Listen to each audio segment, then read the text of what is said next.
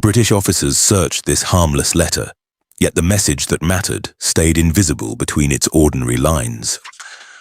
New York looked secure under British guns, but an unseen American network was already moving through its busiest streets.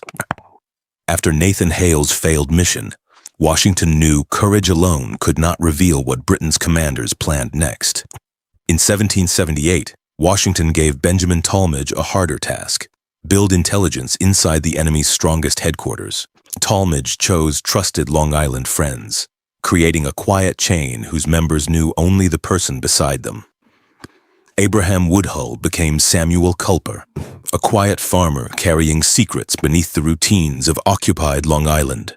Robert Townsend lived inside Manhattan, where a merchant's counter opened doors no uniformed scout could safely enter. Austin Rowe arrived as an ordinary customer, using routine orders to move questions and answers past British suspicion. Townsend listened in coffeehouses, shops, and on the waterfront, tracking fortifications, ships, and troop movements.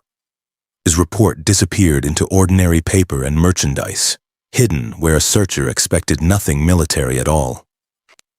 Rowe carried the concealed intelligence east through checkpoints and patrols, never looking like the courier he was. Near Setauket, Abraham Woodhull recovered the message quietly, then checked whether the coast was safe for the next link. Woodhull added local observations, turning one Manhattan report into a wider picture of British activity on Long Island. At the shoreline, the packet passed to Caleb Brewster, whose small whaleboat made open water part of the secret route. Brewster crossed Long Island Sound under darkness, with every oar stroke risking patrol boats, weather, and discovery. On the Connecticut shore, Tallmadge's riders received the packet and relayed it swiftly toward Washington's headquarters. By the time Washington opened the report, ordinary civilians had carried British plans across land and dangerous water. Aliases separated names from evidence.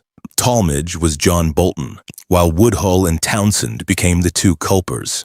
Tallmadge's codebook replaced names and places with numbers, making even a captured report difficult to understand. Then James Jay's invisible ink made the page itself a disguise, placing secret writing between harmless, visible lines. A British search could examine the letter, read its innocent words, and still miss the intelligence hidden in plain sight. The ring survived because information was divided. Most members never knew the whole route, the whole message, or every name. At Pound Ridge, British troops captured Tallmadge's secret papers, but codes and aliases kept the network from collapsing. That near disaster changed the stakes. One careless name could expose farmers, merchants, boatmen, and their families.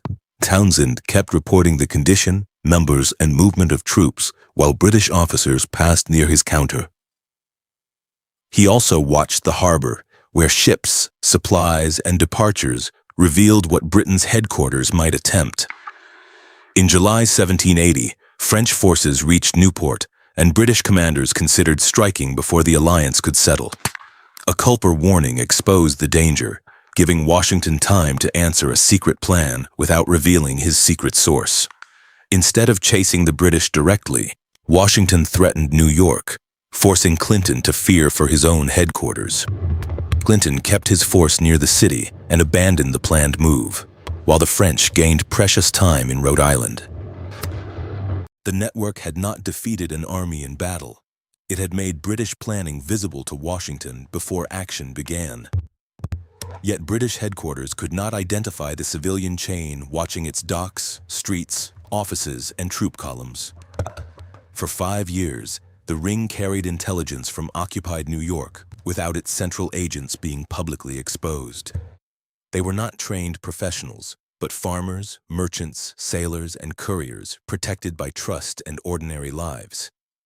When the war ended, some neighbors still doubted them because their convincing loyalist covers had looked completely real.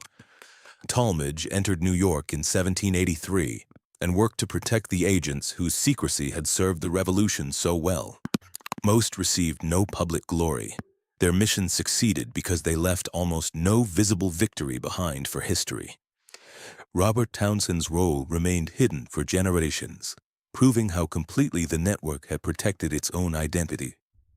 The ring did not literally blind every British soldier.